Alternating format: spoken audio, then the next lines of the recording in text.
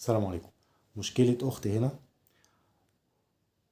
مساء الخير، أنا عندي 46 سنة، انفصلت عن زوجي من فترة حوالي 6 سنين. هو دكتور محترم بس أناني جدا وطباعنا مختلفة. قررنا الانفصال بهدوء وبكل أدب، لحد الآن معاملتنا محترمة. فضلت أربي ولادي لحد ما وصلتهم الجامعة، بنت وولد، وحاليا بقيت حاسة بالوحدة. طليقي اتجوز من كذا سنة وأنا قلت لما ولادي تكبر ويتجوزوا.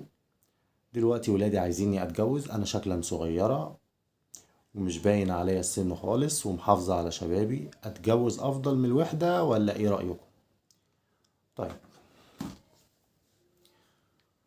بصي، انت عايزة تتجوزي، شايفة ان جوازك ده لا هيضر بيكي ولا بسنك. نقي بني ادم محترم يكون مناسب ليكي.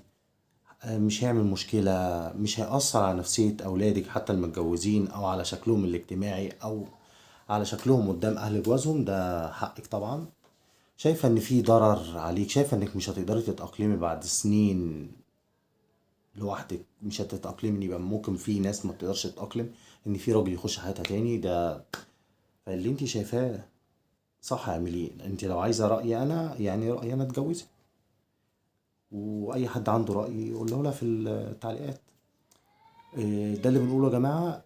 اي واحدة او اي واحد انفصل مش نهاية المطاف، ممكن تبقى نقطة بداية جديدة، ما بتبقاش انتهت هنا.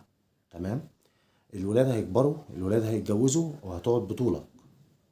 والإنسان أصلا مخلوق اجتماعي، ما ينفعش يعيش لوحده. البني آدم راجل أو ست لو عاش لوحده لمدة سنة هيبدأ يكلم نفسه.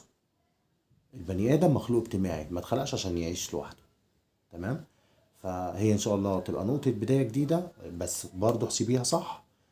ما تخليش، عشان انت دي النصيحة اللي أنا هنصحها ليكي وأي حد في نفس ظروف حضرتك. ما تخليش عشان انت عايشة لوحدك او بسبب صعوبة الوحدة انك تختاري غلط. لان في ناس كده بسبب انهم عايشين لوحدهم فبيختار غلط. اختاري السن المناسب، العقلية المناسبة، والفي الخير ان شاء الله ربنا يقدمه لك.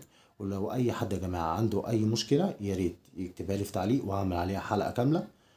ما تنسوش الشير واللايك، وسيبوا رأيكم في الكومنت، هتقرا تعليقاتكم، فلو سمحتوا سيبوا رأيكم في الكومنت. شكرا.